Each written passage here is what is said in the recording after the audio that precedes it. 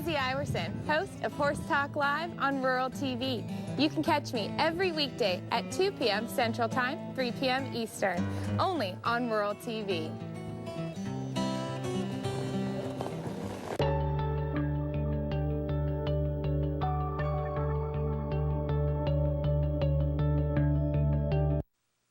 Welcome to Horse Talk Live. Enjoy the next hour learning more about the people, places, and products of the horse industry. And now, Horse Talk Live on Rural TV. Hey everybody, thanks for joining us for another episode of Horse Talk Live. I'm your host, Lizzie Iwerson. And what we were trying to accomplish here on Horse Talk Live is give our viewers a wide variety of topics. Today's topic, we're talking about Mustangs, and one breed in particular, the Kiger Mustangs. I have with me a horseman and artist. His name is Roland Cheney, and he's an advocate and great spokesperson for the breed. So Roland, thank you so much for being here. Thank you, Lizzie. Pleasure being here. It's been just a real thrill being a part of the Kiger Association. Well, and you, like I mentioned, are a strong advocate for the breed, and it's something that is, or this horse represents a lot of history, or has a lot of history, and people are taking and putting a lot of effort into maintaining this breed and making sure that the registry grows and the horses are taken care of. That's true. Yeah, we believe that this breed of horse is the last known remnants of what the conquistadors brought in the 16th century. Okay. So we have a wonderful genetic resource that we're doing everything we know how to maintain it as a cohesive unit. Okay, and there are some particular things that make this breed so special, and you've been involved since 1988. Yes. With the association. What got you started? Well, it really kind of began in a family vacation, and quite by accident, I happened to go by the Burns Wild Horse Holding Facility and was able to go in and see my first Kiger. Okay. And he was a 6-year-old light Gruyere stallion with a mane and tail that hung to his, his forelock hang clear down to his nostrils, and his mane hung to his knees, and he was looking out at me out of one eye. He was just a sight to behold. He was a beautiful animal. And he left my heart just kind of pounding. I just thought, wow, now that's what a wild horse is supposed to look like, And from an artist's perspective, that's how I kind of see the world around me, is in terms of color and design and all of the things that an artist looks at. And then there's a romanticism also. When you look at a wild horse with lots of mane and lots of tail and a unique stripy color, and you think, wow, that's something. And then to find out that there's more of them and that they all kind of look alike. It was phenomenal. So you saw this first one, and being an artist, you got involved with those horses on that level in the beginning, right? I did. I had almost always have a sketchbook with me, and so I hauled out my pen and did some sketches of this particular horse just to record the experience, and tore them out of the book and handed them to the buckaroo that was showing us around, and told him that if he ever needed an artist for whatever reason, to let me know. And he gave them to his boss, Josh Warburton, who was the director of the BLM at that time in Burns. And Josh sent them on to Washington, D.C. in about December. That was in August. About December, I got a call saying, would you really do this for us? We'd like to have some brochures made up and kind of detailing and outlining what these horses look like, and perhaps the dun factor and their overall dimensions and size and their conformation and where they are, where people can see them. So I said, yeah, I'd be more than happy to do that. So I went up to my first meeting in Burns, Oregon. No, in Bend. It happened to be in Bend. Okay. Met with Josh Warburton and about 7 or 8 other people who Josh had called together to form a group to try to help set them aside and protect them from being dispersed and just kind of lost. Right. You know, so that's what we did. Okay, so you started out as an artist for the breed, and now you're a breeder. Yes. Hey, it happens. You know, we have one, and then you got, what do you have, 15 now? Exactly so. Right. I started with one. Her name was Presentation, and she was presented to me by the BLM as a kind of a non-monetary reward. All right. And Josh Warburton and my wife Cheryl got together, and unbeknownst to me, because I had gone out the day before, and they had all kind of teasingly asked me, you know, what kind of a judge of horseflesh I was, and would I pick out the one that looked the best to me amongst these youngsters. And so I saw a weanling in the group that just, to me, looked about like as good a piece of horse as I'd ever seen. Mm-hmm. I said, that's the one I like the best. And the next day, they talked me into going out into the corrals and to take some photographs. Sure enough, that's when they made this presentation. So I was, you know, thrilled. And then they held her there for me. I didn't have any place to put her at the moment. Mm-hmm. And I was a long way from home, and I didn't have a horse trailer. So they kept her for about 6 months and kind of gentled her and talked to her and kind of made a pet out of her around the place. And then eventually she came down to my place.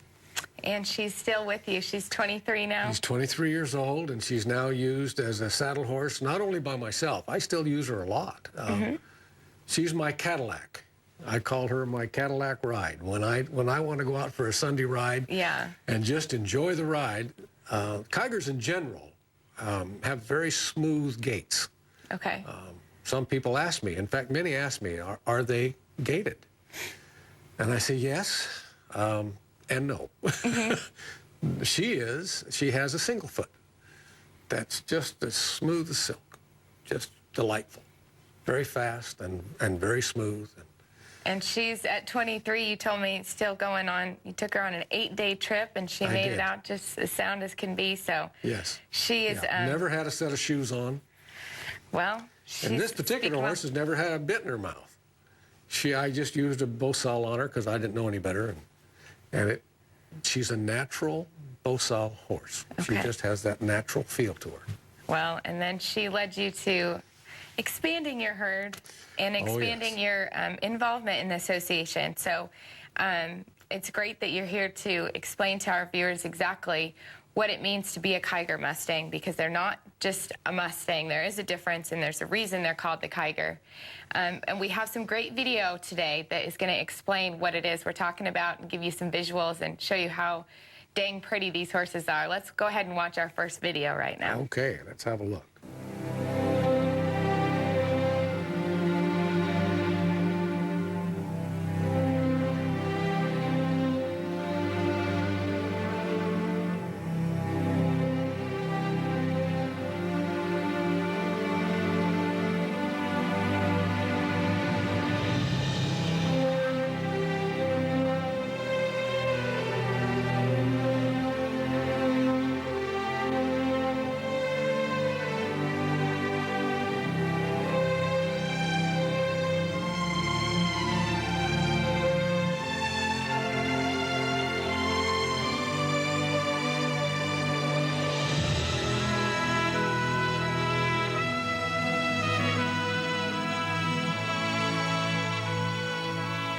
Among the wild herds of the American West, the Kiger Mustang is considered unique, a living genetic treasure.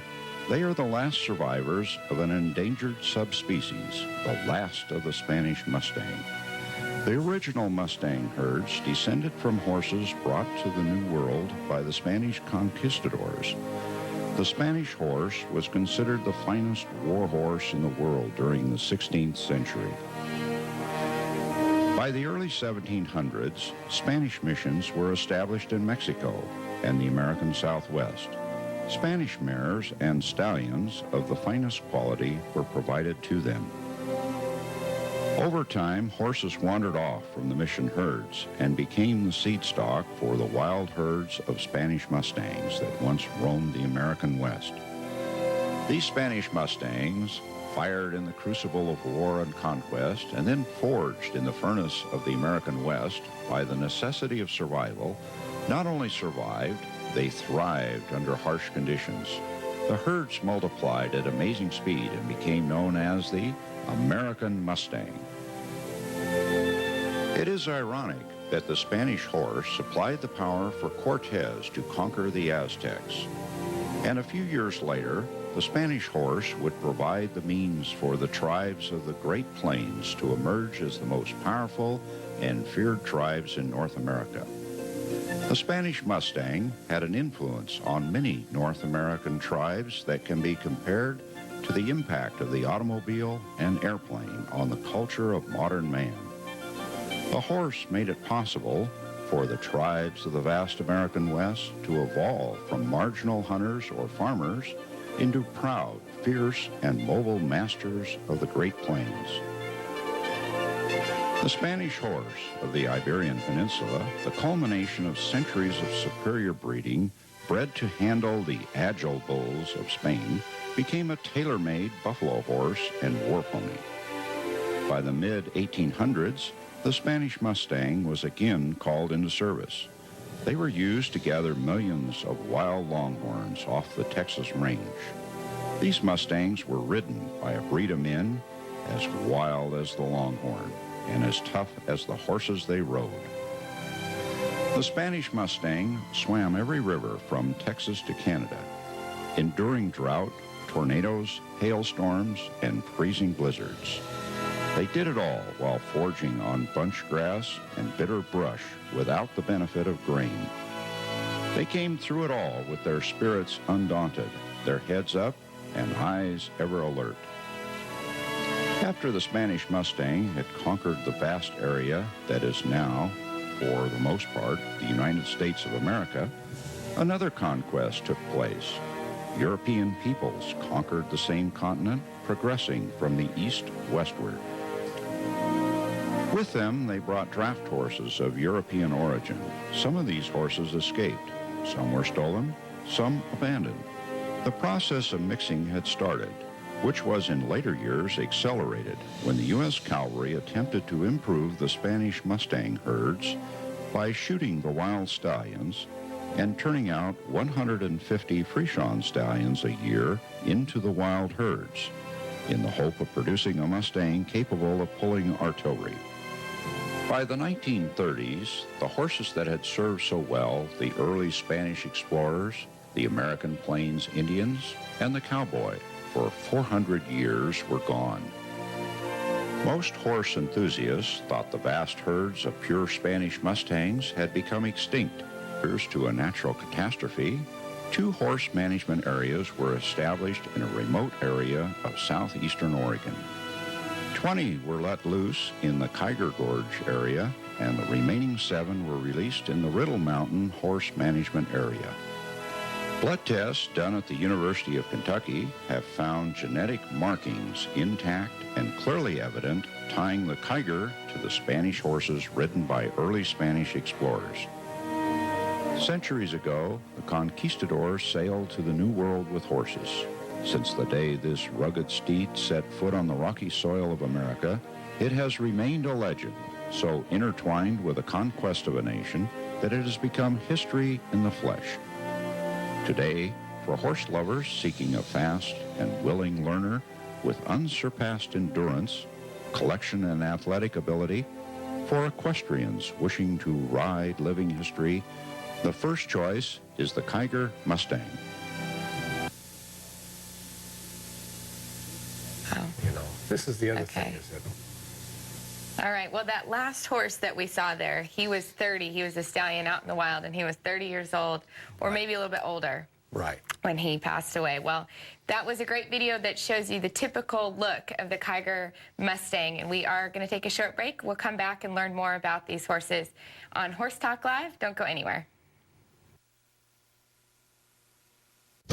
The sun used to make our outdoor deck and patio space so hot and uncomfortable, we couldn't use it. But then we discovered the Sunsetter retractable awning. Our Sunsetter retractable awning opens and closes in just 60 seconds. It keeps our patio about 20 degrees cooler. It provides instant shade and instant protection from the sun's harmful rays. And our Sunsetter costs under $700. But now you can get your Sunsetter for as little as $499 when you call now to get this special $200 discount certificate. We love our Sunsetter retractable awning, and you're going to love yours too. It transforms your outdoors from sweltering sun to shady oasis in only seconds. Call now for this free awning idea kit packed with great awning solutions that will let you enjoy your deck or patio much more often this summer. Plus, get this $200 discount certificate that will bring you your Sunsetter for as little as $499. But this is a limited time offer. Call now. Sunsetter retractable awnings are assembled in America and are guaranteed to last for years. And talk about extras. You can choose from motorized awnings for push-button opening and closing, or choose screened-in models for bug-free outdoor living, all for just a bit more. No wonder Sunsetter is America's best-selling retractable awning. Call now to get the whole Sunsetter story. You'll get this free awning idea kit with DVD plus a $200 discount certificate, and there's no obligation. Hundreds of thousands of families own and love their Sunsetter retractable awnings. We're one of them, and you should be too. Stay cooler and enjoy your deck or patio much more often. And do it all at $200 off if you call now. Call now for your free awning idea kit with DVD and $200 discount certificate. Life is better under a Sunsetter. Call now and save. Call 1-800-361-7014. 1-800-361-7014. Out here, clouds reach to fill the vast blue sky. It's a place where only an occasional car comes through, but an early evening is filled with hawks and geese and grazing deer. This is a place where the West is truly wild, a place where wild horses still roam the West. This may be the purest bunch of Spanish horses that were turned loose in this country 400 years ago. These are wild Kiger Mustangs, a few of the 180 Kigers that run on the Southeast Oregon Range. Some of the hundreds of thousands of horses that have been running wild across the West for centuries. I would say between 2,000 and 2,200 wild horses on the range in these herd areas at any given time. In Oregon, the BLM has created 20 herd areas, vast fenced ranges mostly in rough and rugged southeastern Oregon, where the horses are left alone to survive in the wild. Pintos run on the Paisley Desert southeast of Bend. Appaloosas roam the Warm Springs Range south of Burns.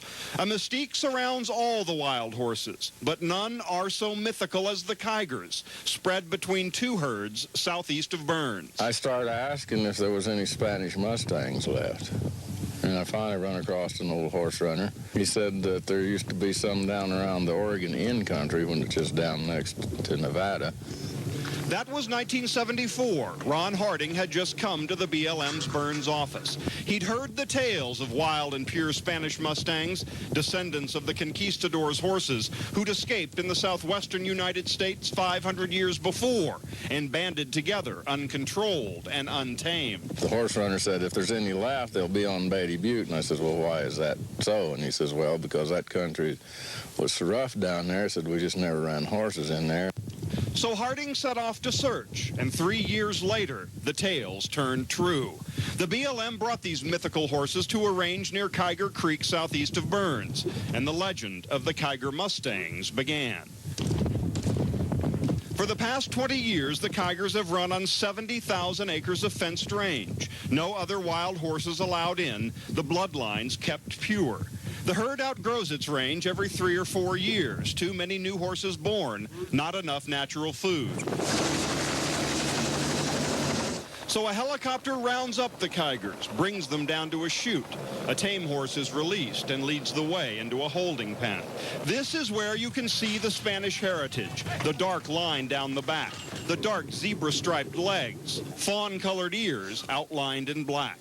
The BLM will adopt out many of these Kigers to thin the herd. This year, 85 horses are up for adoption. 1,400 people have put their names in the lottery to get a Kiger.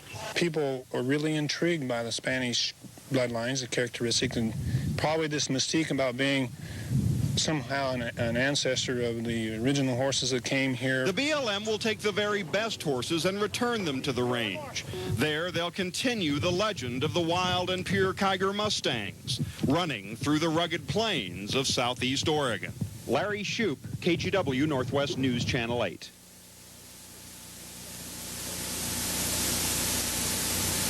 That video did a great job in showing what a typical Kiger Mustang looks like and explaining that they are descendants of the Spanish horses that were brought over in the 16th century. So that is what keeps them or makes them so special, is the blood that runs through their veins is Spanish blood. Exactly so. Yeah, and the very fact that there are so few other remnants of these kinds of horses throughout the West, and that the Kiger herd has evolved as in its own kind of way, because they've been isolated and alone for so long. They have kind of developed their own style, which incorporates the land they run in, the quality of the animals they are, I think has been somehow modified by its environment. So they've gotten even tougher since they've been, but in their own region. Well, they're now becoming, in order to control the herd size and make sure that they have enough food to eat, we do roundups. Every 4 years now. It's every 4 to 5 years. They tend to multiply at about 20% per year. They have a very high reproduction rate. And very fertile. We don't know how many stallions are actually breeding. Most of the young stallions run in bachelor bands. So there might be 8 or 10 4 or 5-year-old studs who don't have any mares at all. And there might be one 18-year-old stud that's got them all and doesn't let the other guys in at all.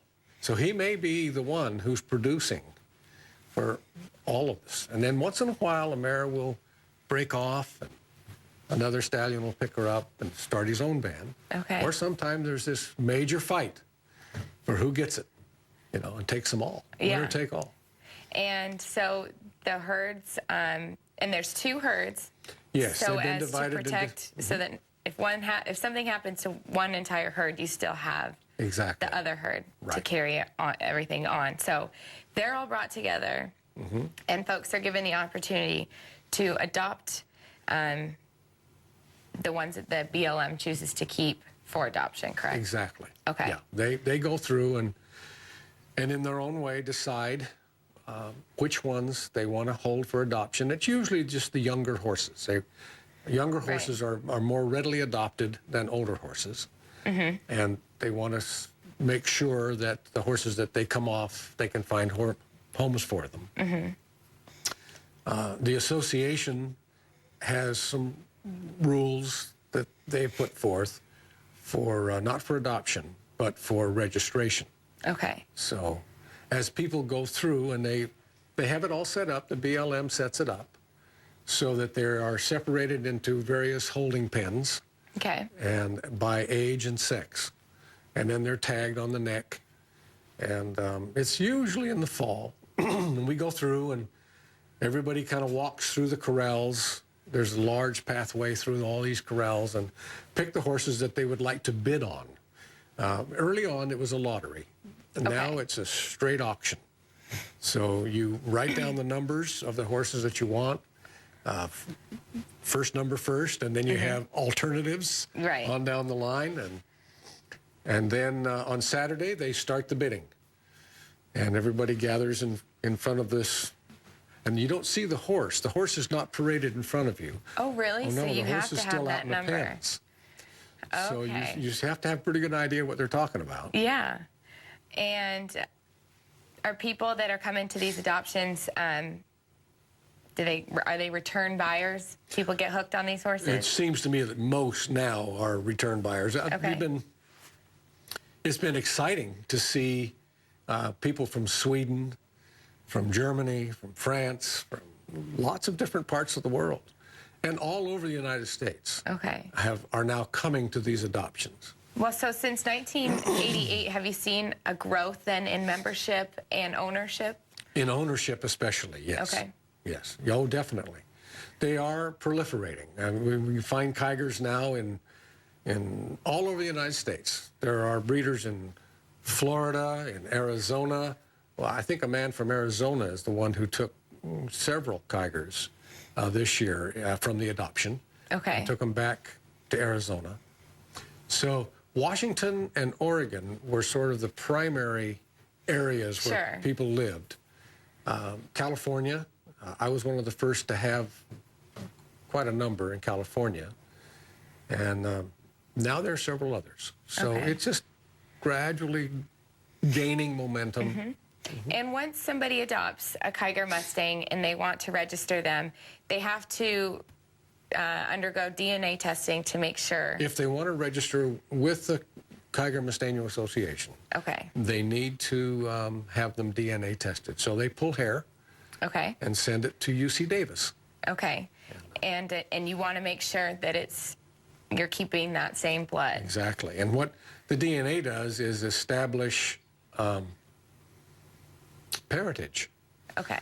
So there's no possibility of bringing a horse in that is not a Kiger. Okay. And that's what they've done, and what makes them so unique is that no other horses have somehow gotten into their herd in Oregon here, and they've maintained their own little community, which is different from the other Mustangs that have had some influence of other breeds. Oh, yes. Lots of other breeds have come into the Spanish Mustang throughout the West. Mm-hmm. Notably, there was the cavalry remount program. There was also a caisson program, and also just a chicken feed program, where early on, especially in Nevada, they brought large horses like Percherons and that kind of thing to breed these horses up to a larger animal so that they weighed more, so that they could get more money for them when they rounded them up. But that's all long since gone. Then the Depression, a lot of people had hard times and turned their horses loose. Also, the 49ers, when they came, a lot of the livestock got loose and got mixed up with wild bands. And so there's a lot of different, and now rancher strains. There's a lot of ranchers that have purposefully turned thoroughbred stallions, let's say, and quarter horse stallions and Morgan stallions over the years out. And so they have influenced the wild horses in the West. But nobody knows quite why. The Kiger horses and a few other pockets have been left in a very pure state. Yeah, and you can see it when we were watching the video. All the horses look a lot alike and have just a few colors that make them a Kiger. And so we were able to see that on the video. We have some more video we'll be showing when we come back after this break. And here with Roland Cheney representing the Kiger Mesteno Association here on Horse Talk Live. Stick around, we'll be back with more. Spirit, that cartoon character, is modeled after a Kiger Mustang, and he really typifies what a Kiger looks like. Yes, he does. That dun color with the dorsal stripe and then the stripes on his legs. And that's, when we watch the video, the herds are Gruya, dun. Claybank, which is the very lightest of the color phases, and a red dun. Okay. And that's about it. Yeah, not much white. No. Okay. Very little. Okay. Well, besides looking good, these horses are also good for riding and have made people very nice horses, no matter what they wanted to do. And one such person was Bobby Ingersoll. And we're going to watch a video here that shows what he did with his Kiger Mustang. And so give us a little background before we go into the video about Bobby.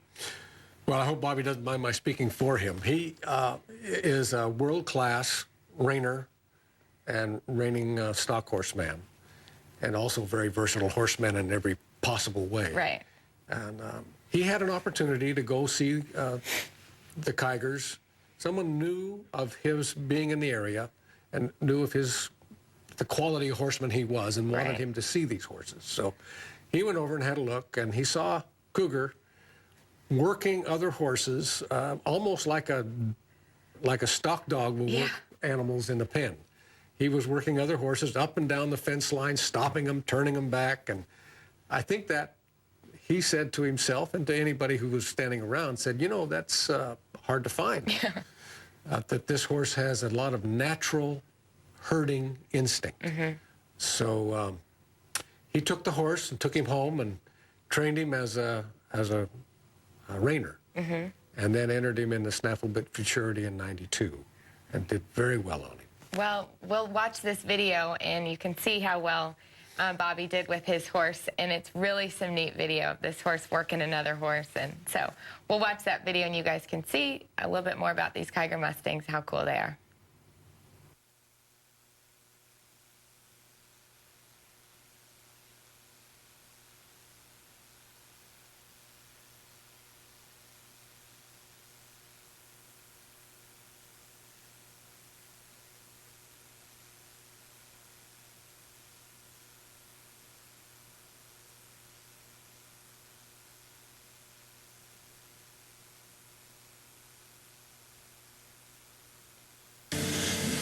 There's such a demand for the Kiger Mustang because of their type and color that they hold a lottery every 4 years. Their gatherings only take place every 4 years.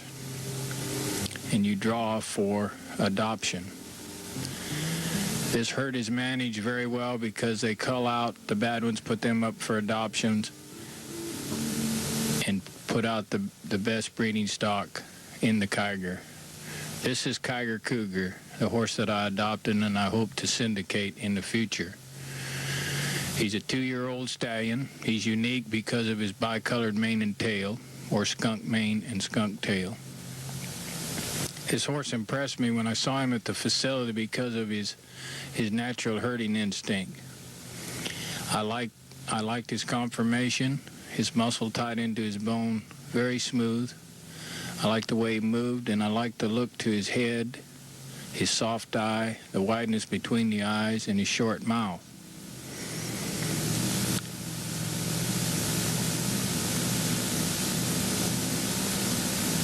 I can see now why they didn't really want to part with this colt. I went through some red tape to get him because he's the one I wanted. I saw some others that I weren't too much interested in. This is where he was put into the corrals after the gathering, turned out with a group of other Spanish colts, him being the only Kiger in the bunch.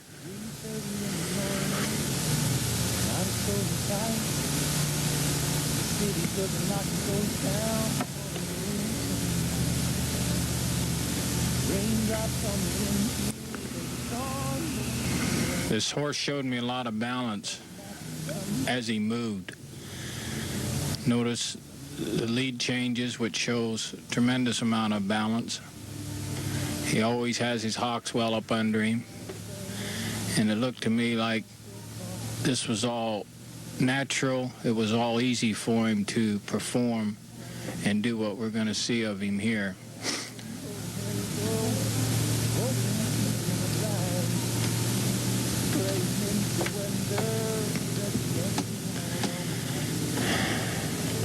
It looks to me like we have a different age of colts here. He's by far not the biggest one in there, but he still has the intelligence and aggressiveness to single out the bigger colt and herd him around like we see right here. And every time he was herding or maneuvering these other horses, it wasn't with anger. It was just a desire to work something.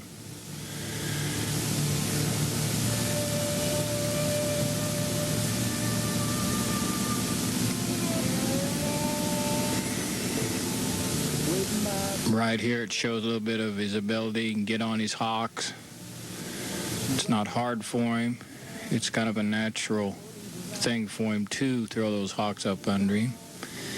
And he shows a lot of suppleness through the front end, which would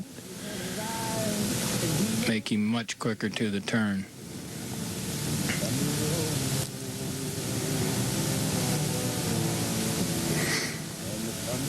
Now right here he singles out this sorrel colt right here, and he's going to go ahead and play him a little bit and herd him to the back fence, and he'll come out to the back with him.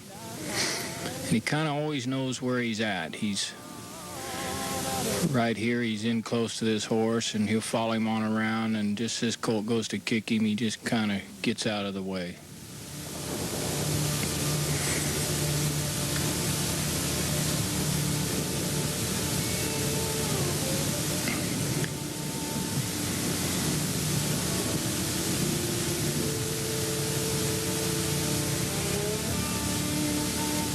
Right here he goes to another colt, switches over to this bay colt here, which is quite larger and has him outweighed 2-to-1. He'll go ahead and take him right to the back fence and bring him out the side too.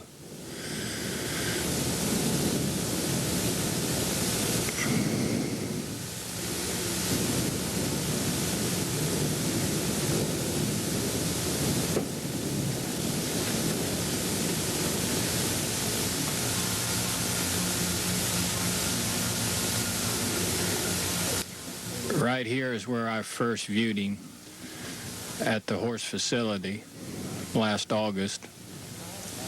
There's just a couple of us in the same corral with him, and nobody's chasing him. He's turned out with 2 other black Spanish colts, and this is what impressed me, and this is why I chose to select this colt for his natural herding instinct.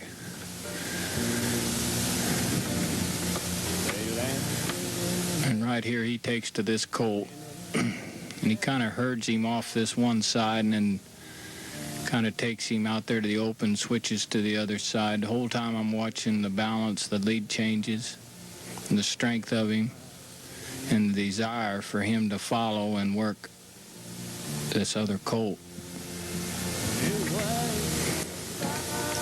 Again, the whole time he's doing that, there's no meanness to him.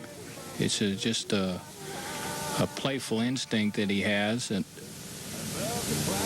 to work something, being the other colt.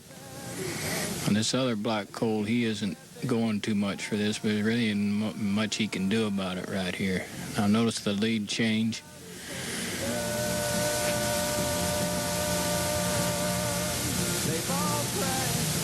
It's unnatural for all horses to change leads both front and rear.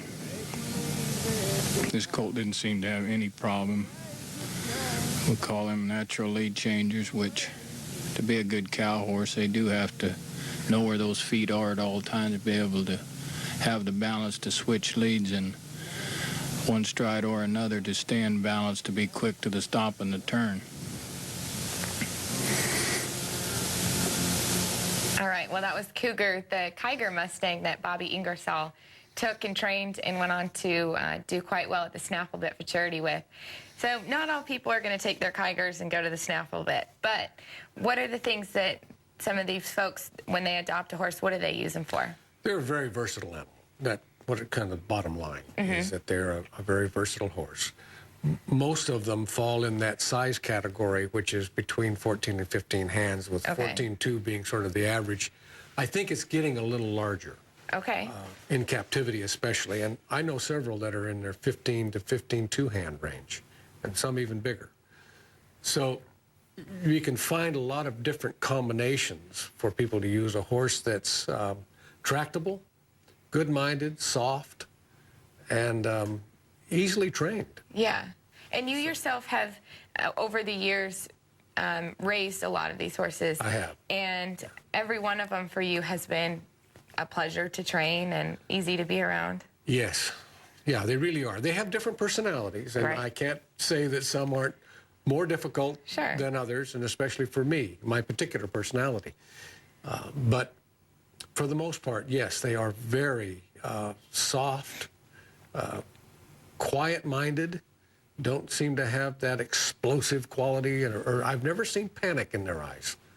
It's just an interesting phenomenon, and I really enjoyed being around them. Well, they sound great, and you've been able to put your grandkids on them and trust that they'll be just fine. Yes. Yes. You can't do that with all horses. So, and folks are using them for trail riding mainly? I think that's kind of their predominant use right now, is trail, and endurance. And I think in a general way, I think if I look at all of the people that own Kigers, most are using them as just general purpose trail horses. Okay. Quite a few still use them in dressage and different kinds of 3-day eventing, and they're just used for a lot of different things. Well, like Bobby was showing, he was looking at the athletic ability of the horse. Yes. And I can imagine that it wasn't just Cougar. A lot of these horses are so athletic that you could take them in any direction. I think that's true. Right. And they're built, they've got good feet. They're hardy and can go long distances. They don't get so tired. Your mare is a perfect example at 23, still going strong, and that's a great attribute to have a horse with a good foot on him these days. Yes, and they're easy keepers. In fact, sometimes they're so easy we have to be kind of careful. Yeah. They just they'll eat. They just stay fat on almost nothing. Most of them do. Okay. Yeah, really easy keeper. Well, and they're good to look at too. Well, that's what drew me to them. Yeah, no, they're great. I have this catalog in front of me that you would receive if you were going to plan on going to an adoption. And so these horses are so much fun to look at. You can visit their website, kigermustangs.org. And if an adoption is coming up soon, then they will put the catalog online. So you can look through and pick out some horses that you're kind of keen on and head to the adoption. But they are absolutely beautiful and really unique in the way that they are. So, well, we're going to take another short break. We'll be back with more on Horse Talk Live, and we have some more video for you to show you how cool these horses are. So stick around. We'll be back with more. Your family loves eggs, but there's the added fat, grease, and mess. And who has the time? Now you do, thanks to Chef Eggs. Chef Eggs is the complete egg system designed to make meals faster in your microwave.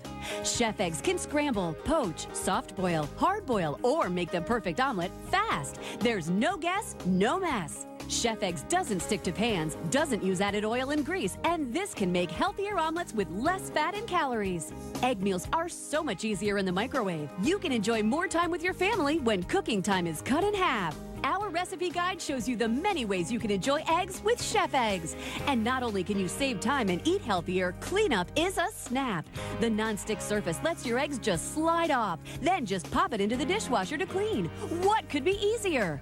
Plus, your Chef Egg system also comes with this easy egg separator for even healthier egg meals. Now, you can enjoy low-fat, low-cholesterol egg white meals in just minutes. You get the entire Chef Egg system for making all of your favorite meals fast and healthier right in your microwave. And as a special bonus for ordering through this special television offer, you'll also get our bacon rack free. Now you can drain away the fat and get crispy, delicious bacon or turkey bacon in half the time right out of your microwave. Incredibly, the entire Chef Egg system is available right now for only $10. That's just $10 for everything you see here. Plus, when you order in the next 5 minutes, we'll double the offer. That's right, you get 2 Chef Egg systems for the price of 1. Just pay extra processing. Chef Eggs makes incredible tasting eggs that are healthier, have less fat, and can be made in half the time of conventional cooking. And our free recipe guide shows you delicious ways to poach eggs, scramble them, soft boil them, hard boil them, and make succulent omelets. Just about every type of egg meal you want can be made healthier and faster with Chef Eggs. Call the number on your screen now. There's no guess, no mess. Thanks for coming back to join us on Horse Talk Live and Rural TV. I'm Lizzie Iwerson, and we're learning about Kiger Mustangs on today's episode. With me is Roland Cheney, who has been working with the association since 1988, and he started as an artist, and you can view some of his work on his website, which is rolandcheney.com. He does more than just the horses. He's into sculpting and you name it, he's doing it with as far as art goes, but he's also breeding Kiger Mustangs, and so he's become somewhat of an expert on the breed and a strong advocate. Folks across the country are starting to recognize what a special breed this is, and the association was created to protect and preserve this breed. What, for anybody who may just be joining us, what makes a Kiger a Kiger? Well, the first thing, it must be from the Kiger herd management area. Okay. Or at least be able to trace its ancestry directly to the Kiger-Riddle mountain area of southeastern Oregon in the Staines Mountains. But it is called the Kiger HMA in total. Okay. And so we now have DNA, and we now know where all of these horses come from, and it must trace itself back to that. Okay, and it's the Spanish blood that is so unique to these horses, and there's been no outside influence, which is really kind of very interesting, rather, but about these horses. So. Yes, it is. It's fascinating, and the color phases are, of course, a part of the registry. Okay. It must have a dorsal, right, or we can't register it. It must have the dorsal is the most important part, but it will, if it has a dorsal, it will also have black outlined ears and kind of a buff color on the inside. It'll probably have a bicolored mane. It'll probably have bicolor in the tail. Mm-hmm. Undoubtedly will have bars and stripes on the legs, front and hocks. And other characteristics are kind of a masking in the face. Okay. Sometimes we have what they call turkey tracks. Up underneath the forelock at the beginning of the forehead, you'll see kind of a turkey track coming down that is a part of the dun factor. Okay. And those are the kinds of things you look for. Okay, well, it's all very interesting, and we do have some video to show folks at home, and you can get a better example of what these horses look like and how pretty they are. So we're going to go ahead and watch that video.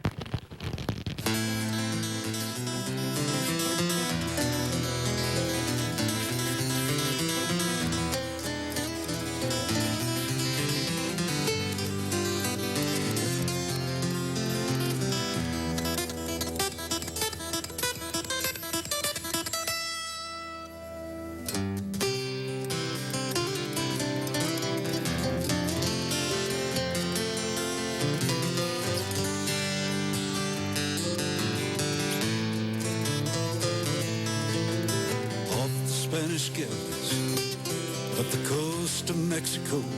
The horses came and brought the flame, the wild Spanish soul. The hooves rang like thunder, you could hear it in the wind. The hills were alive with the horses' pride, this soon would end. From the high Montana border to the flat Nevada plains, they herd 'em and they push 'em and they load 'em on trains, and they run 'em on to feedlots, and they take such great pains to count 'em up and sort 'em out and keep 'em off the range. Wild horses, they don't need fences, their souls demand a better fate. You can't confine them, you can't betray them, they can't be victims, it's not too late.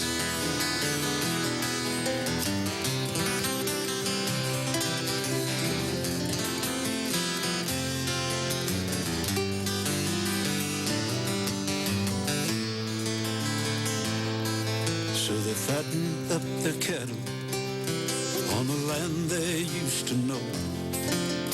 Only just the lucky ones were sold to the rodeo. We keep them maintained, they don't die from disease. They only die from broken hearts, they really should be free. Taking all their freedom, now someone must take their side. All that's left are memories of wild Mustang pride. Wild horses don't need fences, souls demand a better fate. Can't confine them, can't betray them, can't be victims. It's not too late. Wild horses, they don't need fences. Their souls demand a better fate. Can't confine them, we can't betray them. They can't be victims. It's not too late.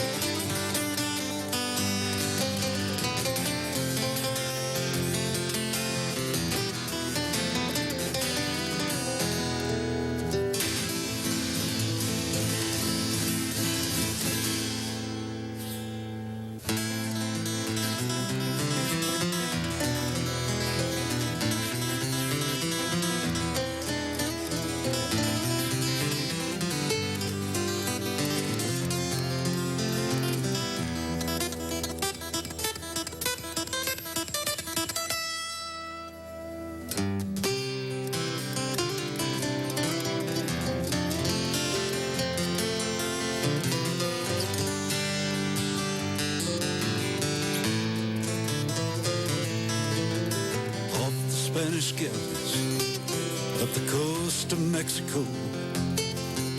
The horses came and brought the flame, wild Spanish soul. The hooves rang like thunder, you could hear it in the wind. The hills were alive with the horses' pride, this soon would end. From the high Montana border to the flat Nevada plains, they herd 'em and they push 'em and they load 'em on trains, and they run 'em on to feedlots, and they take such great pains to count 'em up and sort 'em out and keep 'em off the range. Wild horses, they don't need fences, their souls demand a better fate. We can't confine them, we can't betray them, they can't be victims. It's not too late.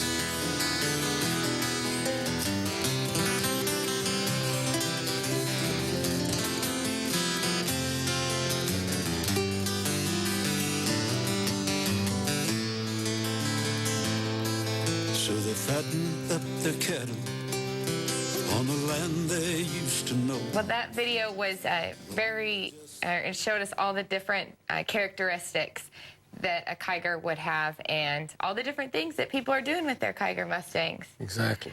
We saw some folks driving their horses, jumping, riding Western, riding English, you name it, looks like you can do it.